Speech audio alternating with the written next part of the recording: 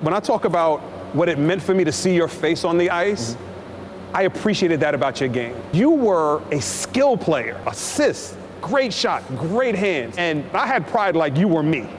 Like, I'm out there, and it felt like I was living through Anson Carter for a while there. That was important for me.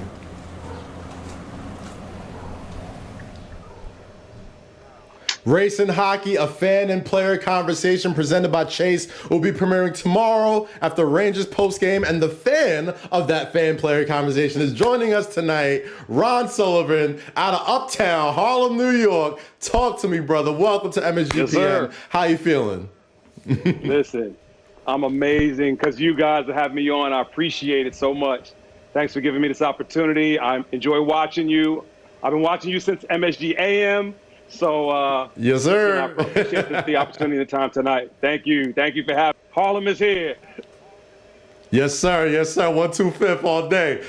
Before we got on, I know you and Novak had like a little Wisconsin connection over here, right? Did I misinterpret that?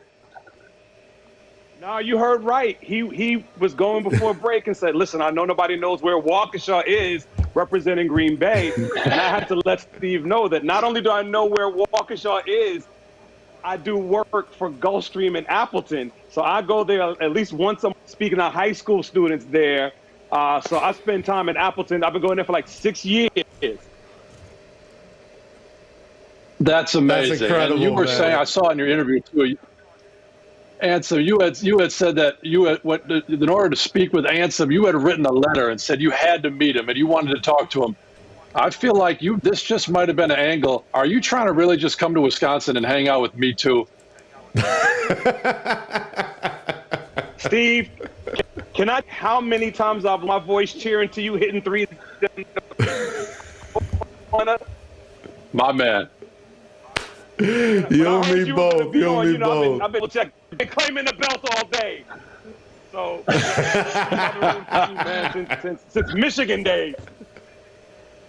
Now, Ron, one of the benefits of getting to do this show is that I get to see all the cool stuff before it goes on air. So I got to watch your conversation with Anson Carter that's going to air tomorrow. Incredibly in-depth convo, lots of incredible topics that you cover. But one thing you specifically focus in on is race and hockey. Now, you're walking around in Harlem, you're walking around very familiar blocks, and I can imagine that you don't have a ton of hockey fans that you really connect with. So I would just love to know, what was it that initially drew you to that sport?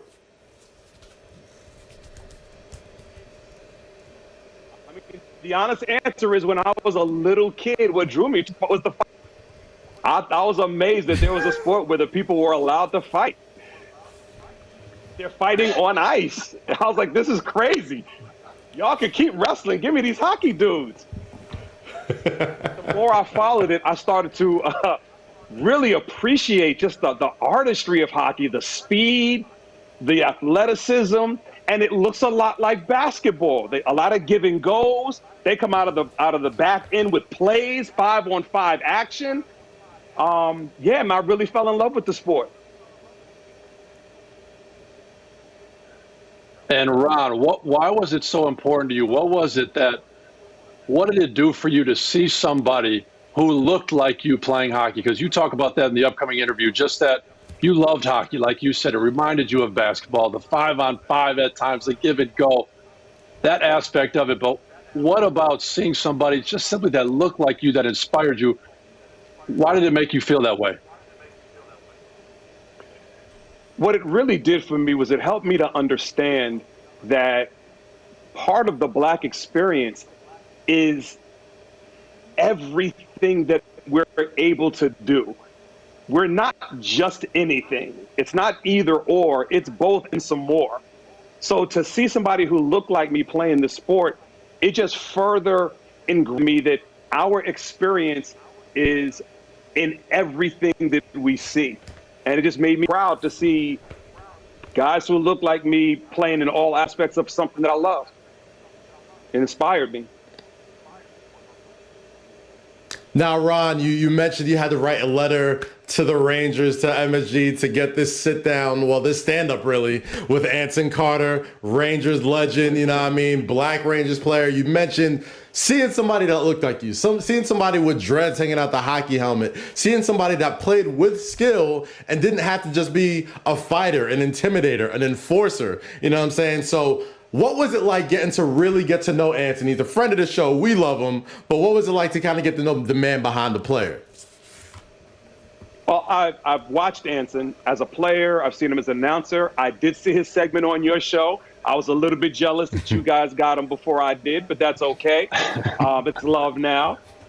But he was such a real person. Like, I got real Anson Carter.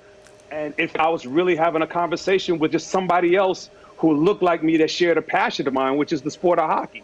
It's not my only passion. I was sitting here rooting my Knicks on real hard tonight, but I like the Rangers just as much. And talking to him was just like, it was surreal. It was absolutely surreal, but he made it so easy. Anson was amazing, real, very genuine. And I appreciated having that conversation with him. Ron, that's and amazing. It was cold. It really is. It makes it was cool. Ron, I guess I have to ask you a more lighthearted question. We were talking about hockey and how seeing someone who looked like you really inspired you. And I have to ask you if there was the possibility that you were so drawn to me and you were cheering for me when I was doing the discount double check, because I was the only white guy on the floor a lot of times. You know, I'm joking halfway, but I have to ask the question if that's why we have this Wisconsin bond and you were cheering for me so much as well. Listen, Steve, we definitely have a connection here, because when I get off the plane in Appleton, yes, me, like the people who work for the airline, they recognize me because it's right.